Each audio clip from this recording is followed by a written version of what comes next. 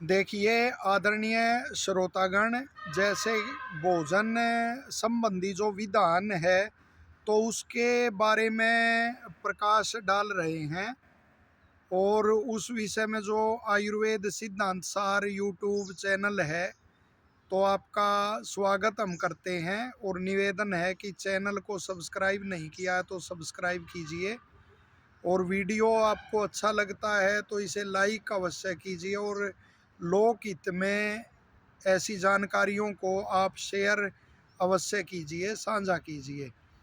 तो उसी कड़ी में, जैसे भोजन संबंधी जो विधान है, तो भोजन को जीर्णे यानी पहला खाया हुआ भोजन जब पच जाए तब अगला भोजन करना चाहिए।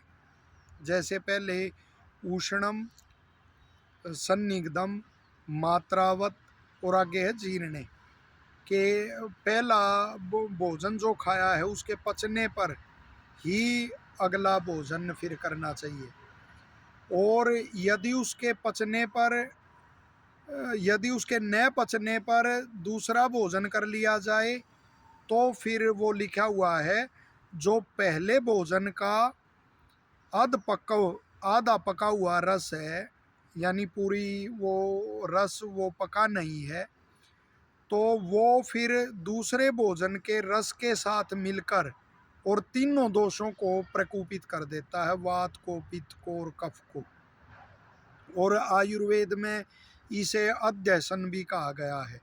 अध्यसन, समशन, विषमासन, वो पहले भी चर्चा की है, आपके मध्य में फिर करेंगे कि ये तीनों तो बिल्कुल वो भयंकर रोगों को उत्पन्न करने वाले होते हैं। तो अध्यसन के अंतर्गत यही है कि बिना पहले भोजन के पचे फिर दूसरा भोजन कर लेना। और उससे यदि हम ऐसा करते हैं तो आम बनता है और वो बड़ा घातक फिर माना गया है, अनेक बीमारियों का कारण माना गया है।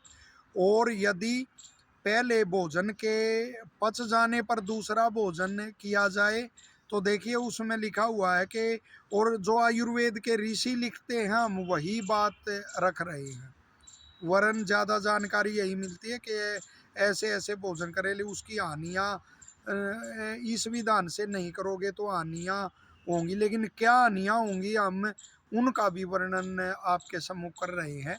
तो ऋषि कहते हैं कि यदि पूर्व भोजन के पचने पर अगला भोजन किया जाए तो जो जठराग्नि है वो दीप्त हो जाती है और जो तीनों दोष हैं वो अपने अपने स्थान पर चले जाते हैं।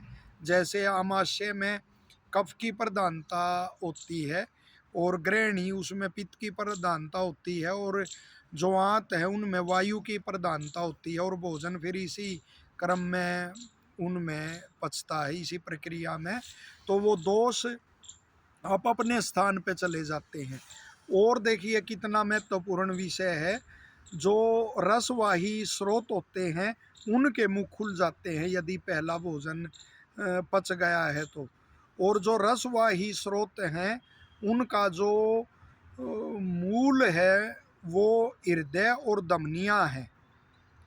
तो यदि उनके मुख नहीं खुले हैं, पहला भोजन नहीं पचा और अगला भोजन आपने कर लिया है, और जो रसवाही स्रोत हैं उनके मुख खुले नहीं है, तो निश्चित तौर पे वो देखिए हृदय जब उसका मूल है रसवाही स्रोतों का, तो हृदय में तो विकार फिर निश्चित होना ही है। और भी धमनियाँ जैसे सुनने का, देखने आदि का जो वो कार्य होता है, तो और इंद्रियों पे भी निश्चित तौर पे विकार होंगे।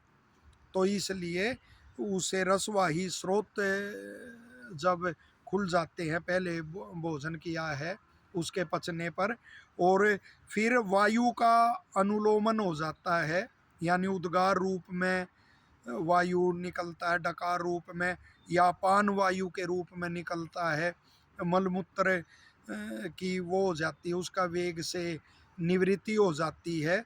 और इस तरह से जब भोजन जो किया जाता है फिर वो भोजन ऋषि कहते हैं कि धातुओं को जो दोष हैं उनको प्रकोपित नहीं करता, और धातुओं को हानि नहीं पहुंचाता, अपितु धातुओं को पुष्ट करता हुआ और आयुष्य देने वाला होता है, यानी आयु बढ़ाने वाला होता है।